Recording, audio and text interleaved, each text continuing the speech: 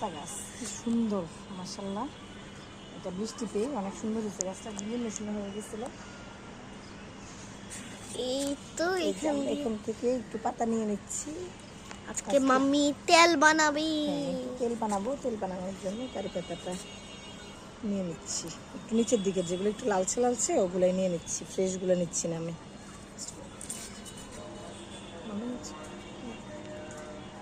এই তো এখন আমার মাম্মি নিয়ে নিচ্ছে।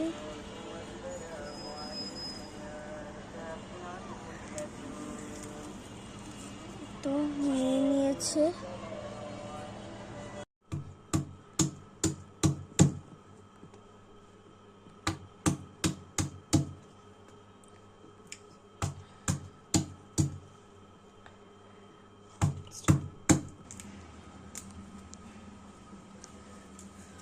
কারি পাতা আমলকিটা দিয়েছি, এখন কারি পাতাটা দিয়ে দিচ্ছি।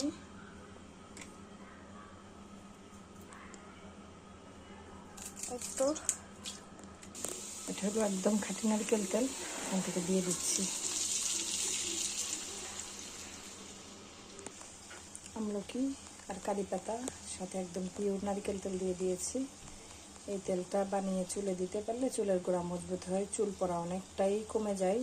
আর সবচেয়ে ভালো হচ্ছে এটা পাকা চুলের জন্য। যে চুলগুলো সাদা হয়ে যায়, সাদা চুলগুলা একটু কমই আসে, চুল পাকাটা একটু প্রতিরোধ করতে সাহায্য করে। আর সাদা চুলটা অনেকটাই কালো হয়ে আসে আস্তে আস্তে।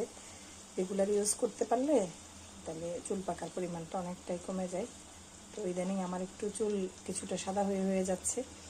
তো ভাবলাম অন্য সময় তো সব রকমের সব উপাদান দিয়েই তেল তৈরি করি, এবার ভাবলাম শুধু এটা দিয়েই তৈরি করে দেখি কতটা বেনিফিট হয়, দেখা যাক কেমন হয়। আমলকি, কারি পাতা আর পিওর নারকেল তেল এটা অনেকক্ষণ জ্বালাবো, জ্বালানোর পরে তারপর সুন্দর করে ছেঁকে কোটা ভরে রেখে দিয়ে ইউজ করব।